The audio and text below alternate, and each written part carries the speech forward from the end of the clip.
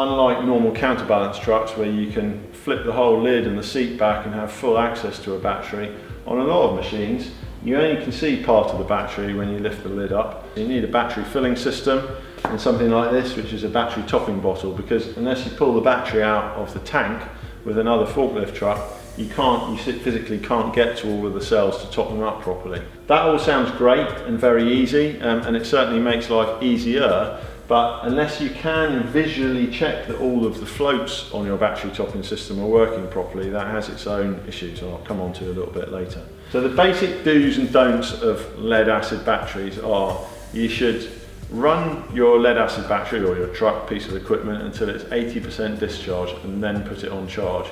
So if you're routinely only using 20% of the capacity of your battery every day, do not charge your battery up every night, because you're using a cycle of its life.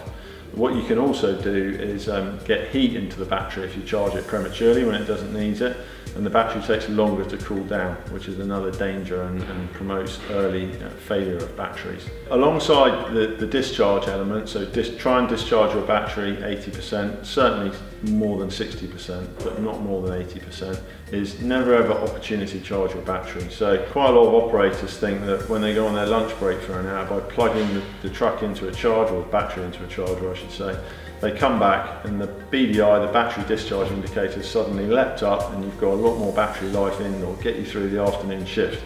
All you've done is shove heat into the battery, which is exactly the same as taking a Duracell battery and leaving it on a radiator. You get heat into the battery, you then use the battery while it's hot in the afternoon shift, and you deteriorate the battery much quicker. So never ever opportunity charge a battery. If your battery's not lasting on a daily basis and doing what you need to do, you need an additional battery. And nearly every type of fork truck these days is made so it's easy, and you'll be capable of changing the battery without too much manual handling. So if you're opportunity charging your truck to get through a day, you haven't got enough batteries, or you've got the wrong truck. So you need to address that rather than opportunity charging. When it comes to topping and battery maintenance, you should really only ever check and top your battery in the morning. Let's assume you're charging your truck overnight and you're doing a normal day shift. You should only check your truck and the battery in the morning once the battery's charged. If you top it up at night, when the battery's discharged, the water levels will be low. You top it up so that it's over the lead plates, and then you put it on charge, and you'll come in the morning and the acid will have bubbled out over the tops of the cells into the battery tank. It's very difficult for that water to come out, and then you've got corrosion happening from underneath the battery as well. So only top and check your battery in the morning when it's been fully charged and it's had time to cool down. The rule of thumb is, once the charger has finished its work, you should leave the truck for at least an hour after that to let the battery cool down.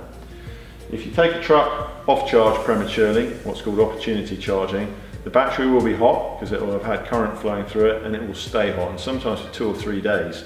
And you might find a battery that would normally last 5 to 7 years will last 2 or 3 years. And a battery in one of these is about £4,500–5,000. So if you get that unbudgeted cost in a rental agreement part way through, it can be quite a nasty shock. So we've got the first couple of things. So discharge 60 to 80%, ideally 80%.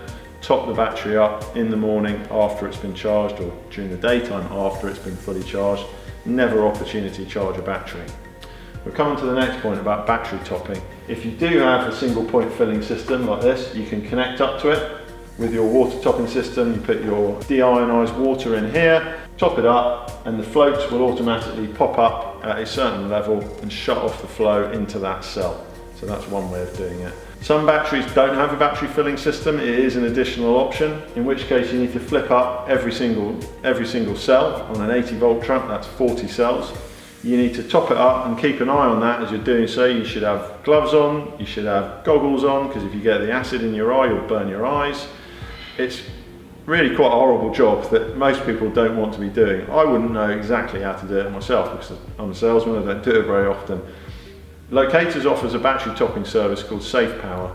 So with every casual hire truck that we put out, we'll come and top the batteries up for you. Every contract hire truck we supply, we come and top the batteries up for you. Any truck that we service or maintain, we will offer this service to you. It's carried out by our subcontractor Norco.